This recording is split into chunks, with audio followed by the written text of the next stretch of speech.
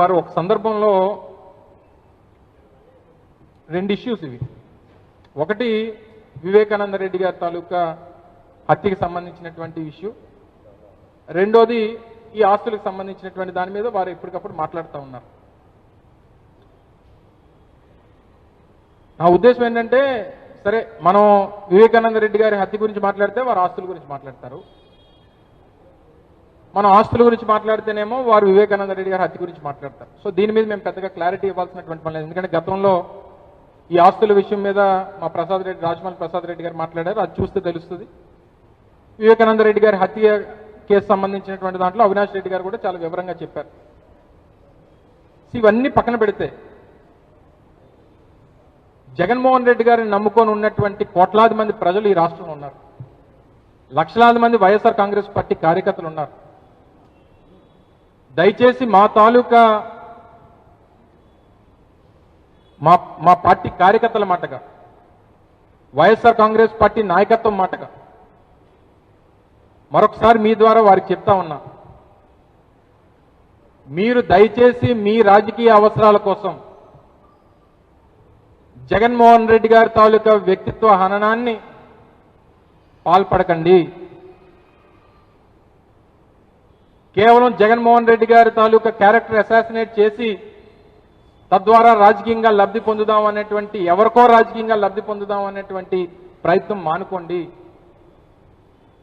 మీరు అనేక సందర్భాల్లో అనేక రకాలుగా జగన్మోహన్ రెడ్డి గారి మీద చేస్తున్నటువంటి ఆరోపణల మీద మేము కూడా గ్రామాల్లోకి వెళ్ళినప్పుడు, ప్రజల్లోకి వెళ్ళినప్పుడు కార్యకర్తల నుంచి మా దగ్గర కూడా విపరీతమైనటువంటి ఒత్తిడి వస్తూ ఉంది. ఎందుకు ఇలా అని మేము కూడా ఓపిక పట్టి ఊరుకున్నాం. మా నాయకుడి దగ్గర కూడా అనేక సందర్భాల్లో ప్రస్తావించినప్పుడు దయచేసి ఏం మాట్లాడొద్దని చెప్పి గొప్ప మనసు చాటి మమ్మల్ని మాట్లాడొద్దు అని చెప్పి మాకు సూచించడం జరిగింది. కానీ వారు ఇంకా ఇదే కొనసాగిస్తే, వారు చెప్పినటువంటి అబద్ధాన్నే 10 సార్లు చెప్పి నిజం చేయాలనేటువంటి ప్రయత్నం చేస్తే ఇక మా నాయకుడు చెప్పినా సరే మా నాయకత్వం ఊరుకునేటువంటి పరిస్థితుల్లో లేదు.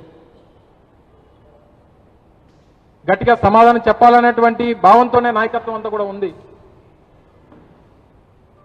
అంతవరకు తీసుకురావద్దు అనేటువంటిది నా తాలూకా సూచనగా వారికి తెలియజేస్తా ఉన్నా.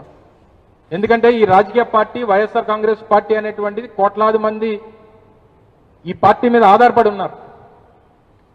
నాయకత్వాన్ని టార్గెట్ చేస్తే, జగన్మోహన్ రెడ్డి గారిని టార్గెట్ చేస్తే ఉన్నటువంటి ఆ తెలుగుదేశం పార్టీకో కూటమి పార్టీకో ఉపయోగపడుతుంది అనేటువంటి ఉద్దేశం, వారి అవసరాల కోసం దయచేసి మీరు పనిచేయొద్దని చెప్పి కోరుతా ఉన్నాం. ఇప్పటికీ ఒక లిమిట్ అనేటువంటిది ఉంటుంది, లిమిట్ క్రాస్ అయిపోయింది. మేము కూడా సమాధానం చెప్పాల్సి, మేము చాలా వాస్తవాలు బయట పెట్టాల్సినటువంటి పరిస్థితి వస్తుంది. దయచేసి అంతవరకు తేవద్దు అనేటువంటిది నా తాలూకు సలహా. Thank you. అందుకని చెప్తున్నాను కదా, ఒక అబద్ధాన్ని 10 సార్లు చెప్పి నిజం చేయాలనేటువంటి ఆ మోడస్ ఆపరెండి ఎవరిది?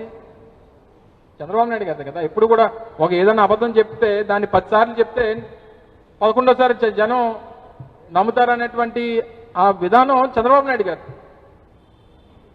సో వారి తాలూకా విధాన సరళిలో, వారి విధానంలో వెళ్లాలనేటువంటి ప్రయత్నంగా కనబడతా ఉంది.